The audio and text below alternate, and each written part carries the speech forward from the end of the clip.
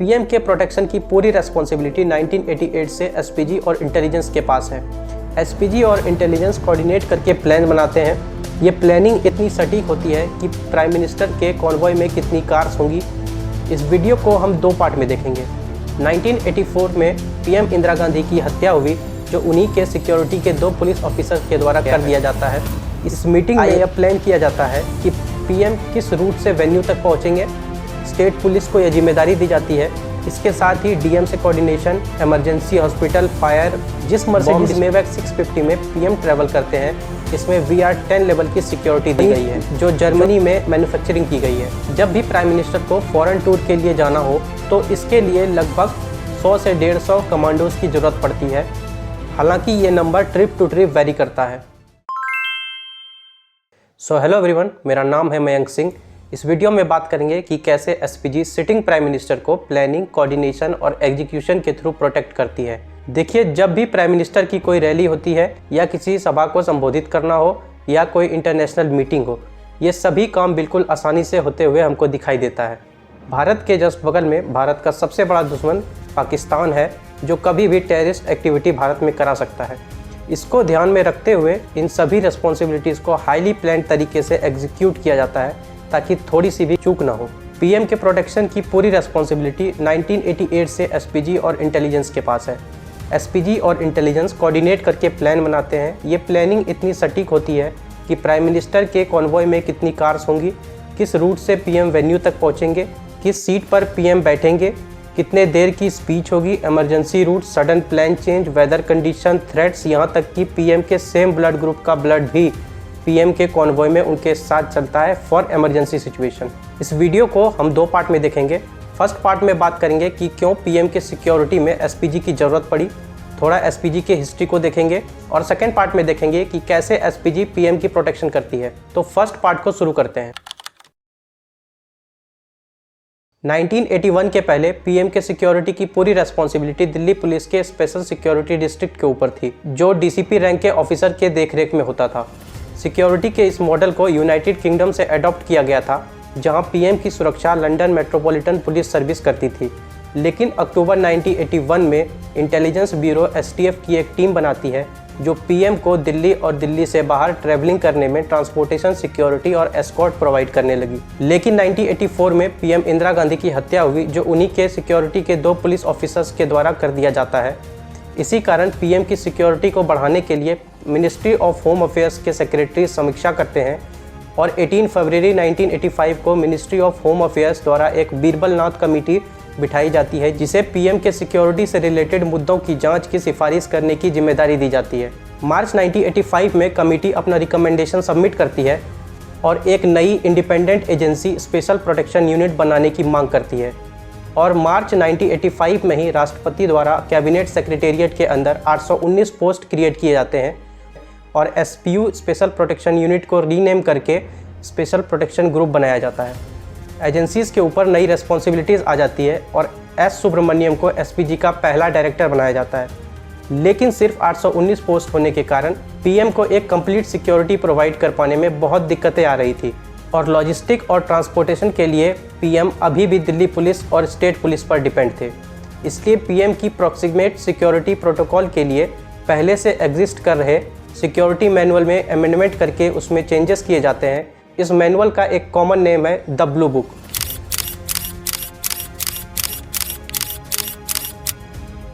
यह एक confidential document है, जो मिनिस्ट्री ऑफ होम अफेयर्स द्वारा जारी किया जाता है। इसके अंदर पीएम सिक्योरिटी के सारे प्रोटोकॉल्स और गाइडलाइंस को रखा गया है। इसमें कुछ टर्म्स को ध्यान रखा जाता है, जैसे ASL यानी advance security licence, contingency route, division of responsibility. इन सभी टर्म्स को हम अभी सेकेंड पार्ट में डिटेल से देखेंगे। इस ब्लू बुक में यह मेंशन किया गया है कि पीएम जब भी किसी राज्य में विजिट करेंगे तो इंटेलिजेंस ब्यूरो, एसपीजी और राज्य की स्टेट पुलिस कोऑर्डिनेट करके सिक्योरिटी को इंश्योर करेंगे, और एसपीजी और स्टेट पुलिस मिलकर पीएम को 2 लेयर की सिक्योरिटी प्रोवाइड करेंगे। 1985 से 1988 तक एसपीजी बिना कानून बनाए कार्यकारी आदेश पर काम करती है। लेकिन 1988 में PM Rajiv Gandhi SPG act introduce करते हैं। एक्ट बनने के बाद प्राइम मिनिस्टर और उनके इमीडिएट फैमिली मेंबर्स की रेस्पॉन्सिबिलिटी एसपीजी के अंडर आ जाती है। 1989 में राजीव गांधी जब अपना टर्म कंप्लीट करते हैं तो उनको एसपीजी की सिक्योरिटी छोड़नी पड़ती है, क्योंकि कानूनी तौर पर एसपीजी सिर्फ सिटिंग प्राइम मिनिस्टर के लिए ही बनाई गई थी। जबकि राजीव गांधी के ऊपर श्रीलंका में भारतीय शांति सेना भेजने के कारण LTTE यानी liberation tiger of Tamil Ilam के नाराजगी से खतरा था। LTTE को डर था कि अगर राजीव गांधी सत्ता में लौटे तो उनके खिलाफ बड़ी कार्रवाई कर सकते हैं। इसी के चलते LTTE के एक सुसाइड बॉम्बर ने उनकी हत्या कर दी। इस असैसिनेशन के बाद एसपीजी एक्ट में दोबारा से संशोधन किया जाता है और फॉर्मर पीएम और उनके इमीडिएट फैमिली मेंबर्स के लिए एसपीजी की सुरक्षा 10 साल तक की जाती है। और 10 साल के बाद जब ये टाइम खत्म होगा तो इंटेलिजेंस ब्यूरो एक टीम बनाएगी जो जांच करेगी कि अब इनके ऊपर किसी तरह का खतरा तो नहीं, और अगर खतरा होगा तो 5 साल तक के लिए एसपीजी की सुरक्षा बढ़ा दी जाएगी। इसी कारण राजीव गांधी की विडो सोनिया गांधी और उनके बच्चे राहुल गांधी और प्रियंका गांधी को 28 साल तक एसपीजी की प्रोटेक्शन मिलती है। लेकिन 27 नवंबर 2019 को पार्लियामेंट ऑफ इंडिया एक एक्ट पास करती है, एसपीजी एक्ट 2019, जिसके बाद एसपीजी को सिर्फ सिटिंग प्राइम मिनिस्टर और उनके साथ रेसिडेंस में रहने वाले फैमिली मेंबर्स को सिक्योरिटी देने की जिम्मेदारी बन जाती है। साथ ही फॉर्मर पीएम अगर चाहे तो अपनी एसपीजी की सिक्योरिटी को 5 साल तक के लिए रख सकते हैं, लेकिन तभी जब इंटेलिजेंस ब्यूरो को उनके ऊपर किसी तरह का खतरा महसूस होगा। इस बिल को INC इंडियन नेशनल कांग्रेस द्वारा विरोध किया जाता है, क्योंकि उन्हें ऐसा लगता है कि एसपीजी हट जाने से गांधी फैमिली पर खतरा बढ़ सकता है। ये बिल पास होने के बाद गांधी फैमिली के साथ former prime minister Manmohan Singh, PM Narendra Modi की मां जसोदाबेन मोदी, स्ट्रेंज वाइफ सभी एसपीजी की प्रोटेक्शन खो देते हैं। इसके बाद मिनिस्ट्री ऑफ होम अफेयर्स द्वारा Y से Z+ कैटेगरीज की सुरक्षा इनको दी जाती है। अब सेकेंड पार्ट को शुरू करते हैं, जिसमें देखेंगे कि एसपीजी कैसे पीएम की सिक्योरिटी करता है। प्राइम मिनिस्टर की कोई रैली हो या कोई स्टेट में विजिट हो या कोई इंटरनेशनल मीटिंग हो, इनमें से किसी न किसी विजिट को कभी आपने सामने से देखा होगा या रेगुलर अपने इंटरनेट पर देखते होंगे। लेकिन क्योंकि इंडिया एक हाई डेवलपिंग कंट्री है, इसलिए इंडिया के पीएम क्या करते हैं, कहाँ जाते हैं, क्या फ़ैसले लेते हैं, इस पे पूरी दुनिया अपनी नज़र बनाए रखती है, जिससे उनके ऊपर सिक्योरिटी का एक बड़ा खतरा रहता है। पास्ट में इंडिया के फॉर्मर पीएम्स पर हमेशा से टेररिस्ट का खतरा रहा है, जिनमें से 2 फॉर्मर पीएम इंदिरा गांधी और राजीव गांधी टेररिस्ट एक्टिविटी के थ्रू असैसिनेट हुए हैं। 1988 से पीएम की सिक्योरिटी एसपीजी और इंटेलिजेंस करती रही है, जिसमें एसपीजी का काम फिजिकल सिक्योरिटी प्रोवाइड करने का और इंटेलिजेंस का काम इनकमिंग थ्रेट्स और एक्शनेबल इंफॉर्मेशन को एसपीजी तक पहुंचाना है। अब ये देखते हैं कि किन प्लान्स और कोऑर्डिनेशन के थ्रू पीएम की सुरक्षा की जाती है। द ब्लू बुक, जिसकी चर्चा हम फर्स्ट पार्ट में ऑलरेडी कर चुके हैं, इसके अंडर पीएम के सिक्योरिटी के सारे गाइडलाइंस और प्रोटोकॉल को रखा गया है। इसमें लिखे गाइडलाइंस को फॉलो करना मैंडेटरी है। इस मैनुअल के अकॉर्डिंग जैसे ही किसी स्टेट में पीएम की रैली कंफर्म हो जाती है, उस रैली के 3 दिन पहले एक एडवांस सिक्योरिटी लाइजन मीटिंग की जाती है, जिसमें रिलेटेड स्टेट के इंटेलिजेंस, स्टेट पुलिस, एसपीजी और उस स्टेट के डिस्ट्रिक्ट मजिस्ट्रेट सहित सिक्योरिटी से जुड़े ऑफिसर्स मीटिंग करते हैं। इस मीटिंग में ही पीएम के अराइवल से जुड़े छोटी से बड़ी चीज़ों को पहले से ही मार्क कर लिया जाता है। इसी मीटिंग में यह तय किया जाता है कि पीएम किस रूट से वेन्यू तक पहुंचेंगे। स्टेट पुलिस को यह जिम्मेदारी दी जाती है कि पीएम के रूट में किसी तरह का कोई प्रोटेस्ट ना हो या किसी तरह का कोई सिक्योरिटी ब्रीच ना आए। साथ ही सारे cross roads, flyover, bridges, vulnerable zones जो भी पीएम के रूट में आते हैं, सभी को इंस्पेक्ट करके सैनिटाइज कर दिया जाता है। इस प्लानिंग में अल्टरनेटिव रूट्स का भी ध्यान रखा जाता है, ताकि अगर किसी तरह का सिक्योरिटी प्रॉब्लम आए भी तो पीएम को दूसरे रूट से सेफ जगह तक पहुंचा दिया जाए।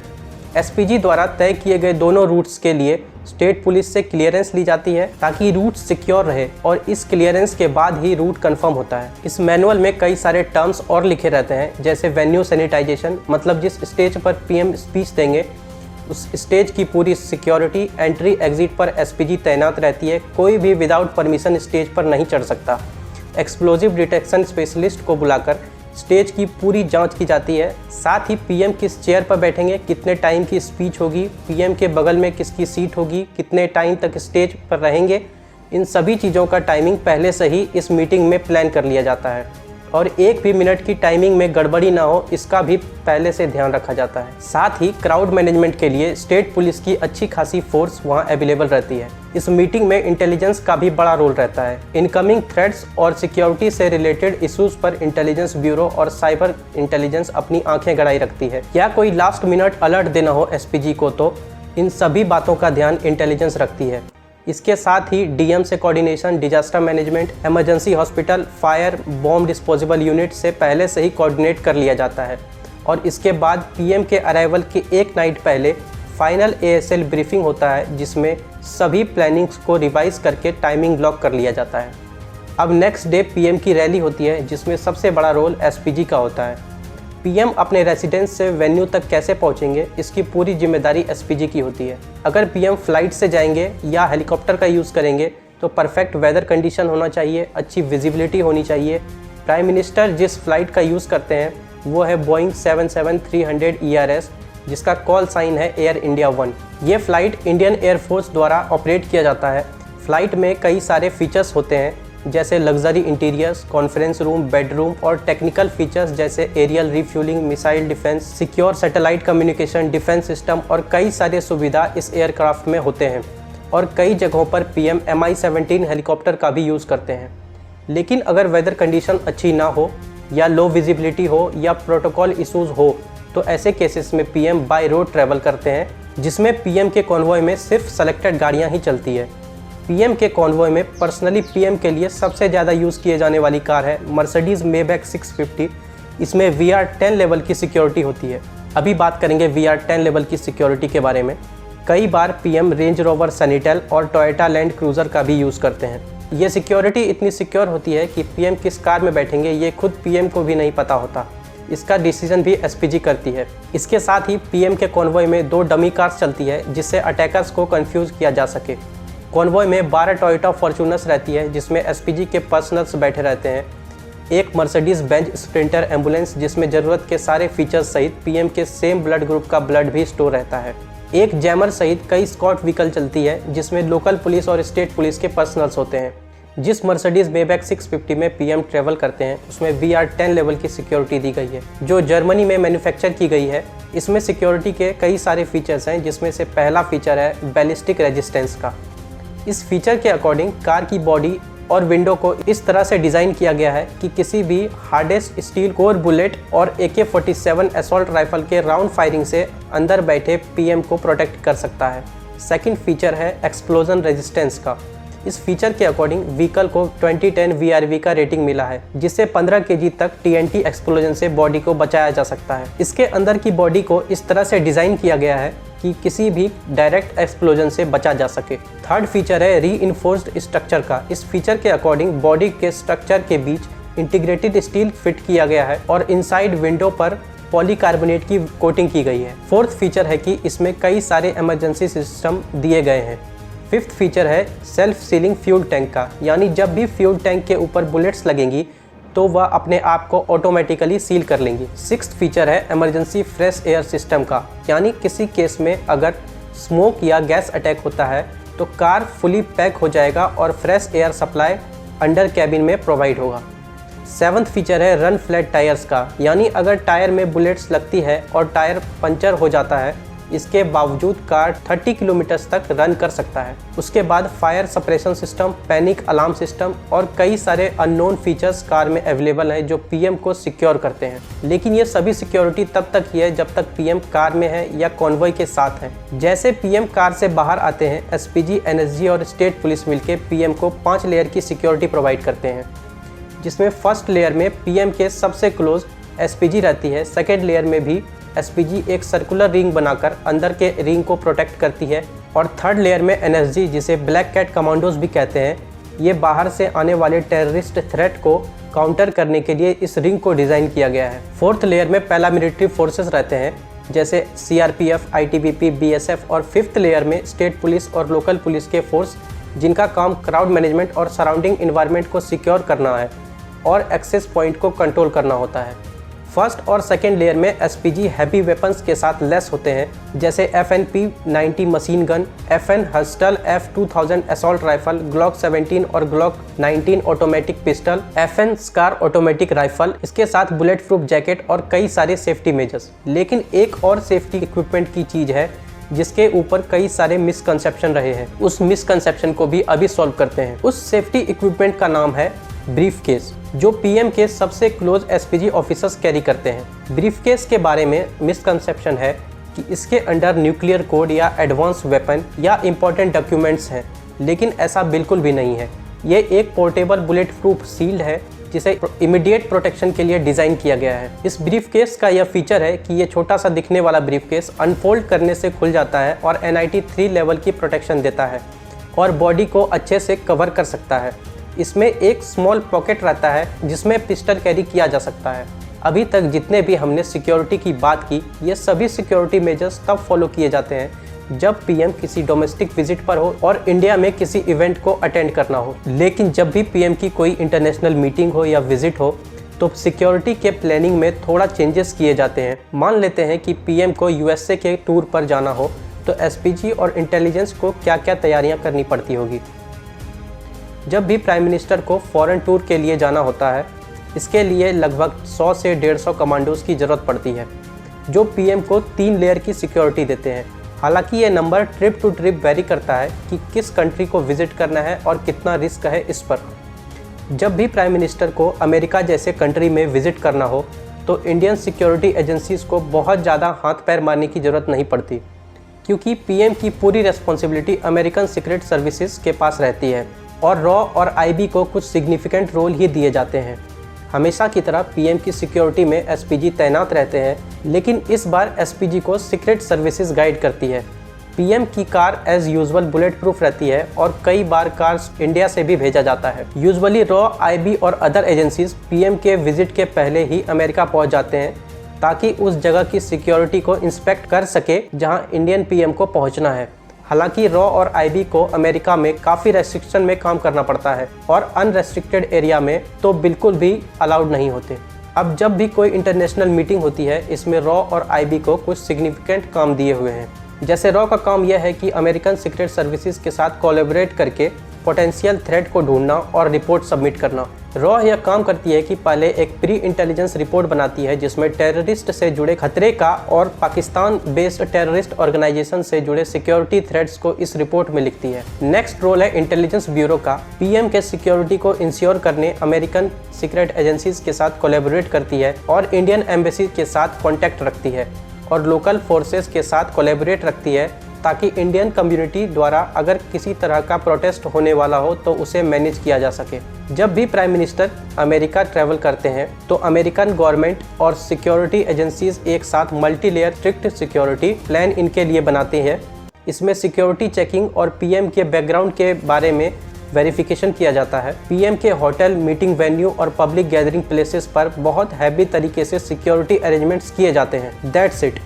इन सभी सिक्योरिटीज़ प्रोटोकॉल को फॉलो करने के बाद ही पीएम की कोई रैली हो या मीटिंग हो या स्पीच हो, इसको सेफ्टी से एंड किया जाता है।